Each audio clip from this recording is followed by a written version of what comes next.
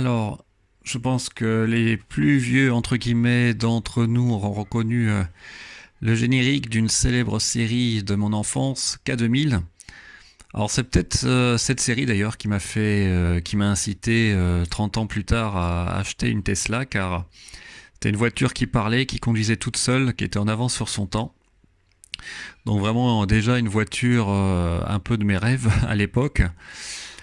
Et c'était vraiment une série que bon là je regardais. Et par contre, bon, l'acteur principal, je pense que c'est pas lui qui m'a marqué le plus, mais ça faisait partie de la série, donc c'est comme ça. C'était vraiment le style des années 80. En tout cas, c'était assez avant-gardiste et finalement, quand on regarde 30 ans plus tard, eh ben, certaines des capacités de cette voiture, on n'en est plus très loin aujourd'hui. Surtout quand on regarde en début de cette vidéo la démonstration que Tesla a fait il y a quelques temps avec son algorithme de conduite autonome. Franchement, c'est assez impressionnant et ça montre toute la complexité quand même d'un tel système pour, d'une part, reconnaître tout ce qui apparaît à l'écran, donc ce qu'on appelle les objets, qu'ils soient statiques ou mobiles. Ensuite, il faut prédire d'une certaine façon ce qui va se passer, c'est-à-dire anticiper le mouvement des objets, donc principalement des véhicules. Et ensuite, il y a aussi la conduite en tant que telle qui doit être effective, c'est-à-dire pouvoir tourner, pouvoir accélérer ou freiner en temps et en heure avec les coordonnées GPS parfois synchronisées. Donc, quand on regarde sur le site de Tesla, voilà une des informations qu'on peut retirer sur les différents objets que le système peut reconnaître. Donc vous avez évidemment les lignes, vous avez les objets statiques ou les objets mouvants, principalement des véhicules, vous avez aussi les panneaux de signalisation, vous avez les passages piétons et vous avez évidemment aussi les feux de signalisation. Donc à mon avis, tout ça est effectif sur toutes les voitures, mais n'est pas actif suivant la région dans laquelle vous vous trouvez. Alors ce que j'ai fait, c'est que j'ai repris un peu la vidéo et j'ai essayé de voir ce que toutes ces signalisations sur l'image pouvaient signifier. Alors déjà, vous avez les voitures, vous voyez, garées, qui sont dans des cubes, donc il y a une sorte de détection volumétrique. Vous avez aussi la détection des lignes avec des couleurs différentielles. Donc ça, c'est vraiment très précis, et puis c'est surtout dynamique, hein. Suivant que vous tournez ou pas, on voit que les lignes suivent les lignes peintes par terre. Et surtout, vous avez la distance effective, c'est tous les chiffres que vous voyez, la 59, 76, 51. Pour chaque objet qui est catégorisé soit C, V ou K, par exemple, eh bien, ou P, vous avez la distance effective et qui devient de plus en plus rouge au fur et à mesure que votre voiture s'approche de cet objet en question. Donc c'est vert, noir, orange ou rouge. Ce que je voulais vous montrer sur cette deuxième photo, c'est qu'il y avait aussi en haut le stop. Et on le voit un peu au fond, là, à côté du 93. En fait, c'est un panneau stop qui est quand même très loin et qui est reconnu par le système Tesla. Donc, même si c'est pas effectif, c'est-à-dire que la voiture ne va pas s'arrêter au stop, c'est déjà présent dans le système. Alors, je pense que c'était le système maintenant qui est installé dans les voitures, pas qu'un système bêta. Donc, en tout cas, aux États-Unis, les panneaux sont détectés. Donc, on voit quand même la précision car le panneau est vraiment très loin.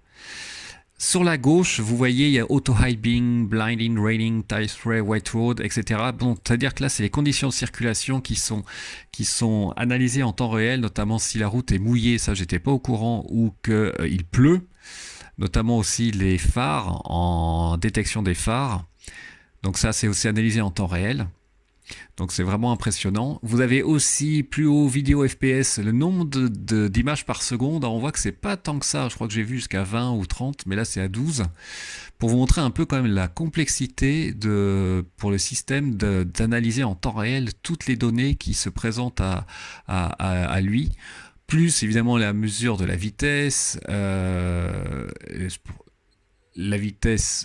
les coordonnées GPS, je suppose, l'accélération, etc. Donc c'est vraiment très très très complexe. Sur le site de Tesla, il y a une page qui est confiée où on peut voir les différentes caractéristiques de l'autopilote, à savoir le hardware, le système neuronal, donc je vais parler plus tard, Les algorithmes, évidemment, qui sont critiques pour cette fonction de pilotage automatique. Et puis après d'autres paramètres, donc je ne vais pas rentrer en détail dedans. Ce que je voulais parler surtout, c'est du machine learning, du principe du machine learning. Alors, le machine learning, c'est apprendre d'une certaine façon à une machine à détecter certaines caractéristiques, donc plutôt des objets. Là, vous voyez, c'est des lignes. Et le système de deep learning, donc d'apprentissage automatique, va automatiquement après, une fois que vous lui avez donné ses bases, on va dire, à force de répéter la même analyse à base d'algorithmes mathématiques et statistiques, pouvoir détecter tout seul ces lignes. Eh bien, si vous développez ça à un niveau beaucoup plus complexe pour la forme d'objet, eh bien, ça permet au système, que ce soit pour la Tesla, mais aussi dans d'autres domaines, reconnaissance faciale, aussi dans le secteur pharmaceutique, etc., à détecter des objets de manière précise et redondante, et de plus en plus précise parce que le système apprend tout seul. Et vous avez cet excellent article qui parle justement comment Tesla, grâce à son parc de voitures, plus de 500 000 voitures maintenant, arrive à améliorer son système, qui est basé sur 3 grands principes. D'abord, c'est la vision d'ordinateur, entre guillemets, c'est-à-dire détection d'objets, dont on vient de parler. Après, vous avez le système de prédiction, c'est-à-dire que la voiture, entre guillemets, va anticiper un freinage ou un virage, car elle voit que entre guillemets que le virage tourne. Donc ça, c'est basé beaucoup sur aussi les données qui remontent des voitures, parce que quand il y a des incohérences entre le pilotage et que le pilote fait des changements, on va dire, de soi-même, il y a des snapshots qui sont prises et qui sont renvoyés à Tesla si évidemment le conducteur l'accepte dans les conditions, je crois que c'est dans les paramètres de la voiture sur l'écran. Et vous avez la dernière partie qui est cette Path Planning Driving Policy, c'est-à-dire planifier entre guillemets la voie, c'est-à-dire la voiture doit savoir tourner toute seule à une vitesse déterminée.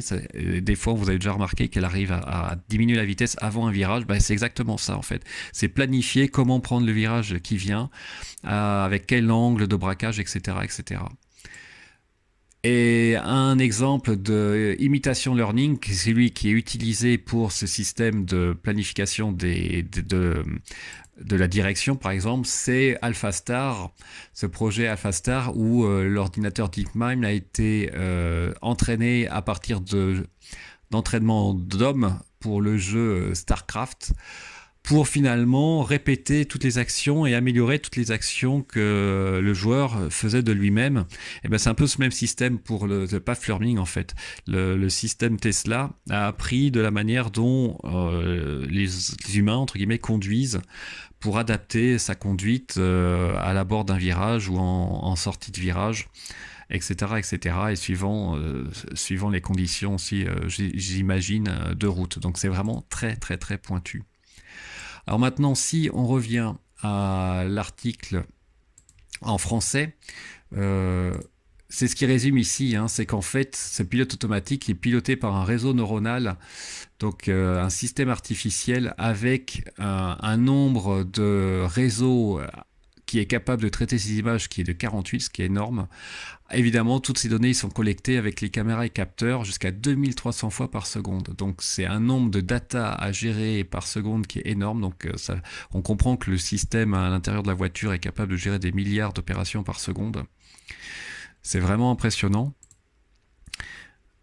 C'est comme une énorme carte graphique en fait. Et ce qui veut aussi dire que, vous allez voir après sur l'image qui suit, voilà que c'est 5 milliards de kilomètres qui ont été analysés par Tesla pour vraiment affiner son système de pilotage automatique, sachant que toutes les fonctions ne sont pas actives suivant la législation. On sait que par exemple en Europe, la législation est beaucoup plus stricte par rapport aux États-Unis, et que l'autopilote, je pense qu'on recueille des données de chaque voiture qui roule, si on est d'accord pour partager ces données. Donc Tesla partage quand même, utilise les données de nos propres voitures, à mon sens, pour améliorer le système. Alors ça doit être anonymisé évidemment, mais il utilise nos données d'une manière ou d'une autre.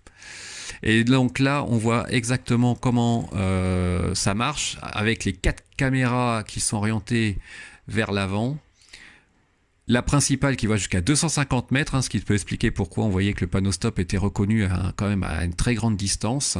Vous avez aussi le radar frontal, un sonar à 360 degrés, plus le GPS. Et le radar est, ce que je disais une fois sur une vidéo, est capable de détecter des objets devant le véhicule à 160 mètres de distance. Et évidemment, c'est très important quand, par temps difficile de brouillard ou poussière ou pluie intense, bah évidemment, le système va mieux voir que l'œil humain. Et je pense même qu'il voit devant la voiture qui nous précède. Personnellement, j'ai déjà vu ma voiture qui freinait alors que la voiture de devant n'avait pas encore freiné. C'était la voiture qui était devant elle qui commençait à freiner. On a aussi évidemment les 4 hautes caméras sur les côtés et l'arrière qui peuvent voir jusqu'à 100 mètres de distance. Et le sonar, lui, c'est sur un rayon de 8 mètres et donc il est utilisé, on va dire, principalement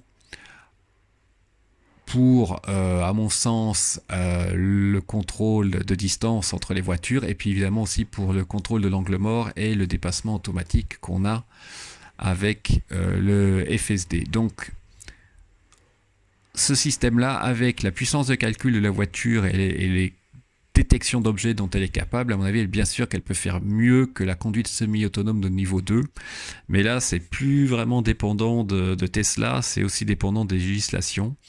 Et il y a tellement de situations différentes sur la route qui peuvent arriver que même avec 5 milliards de kilomètres, on va dire, enregistrés dans leur base de données, eh bien, on n'est pas sûr de pouvoir faire face à toutes les situations qui peuvent arriver sur la route. Donc je pense que c'est pour ça que maintenant Tesla, dans son dernier rapport financier aussi, a été plus prudent sur, on va dire, la finalisation de la conduite autonome et même de la conduite en ville. Ils sont, je vais dire, moins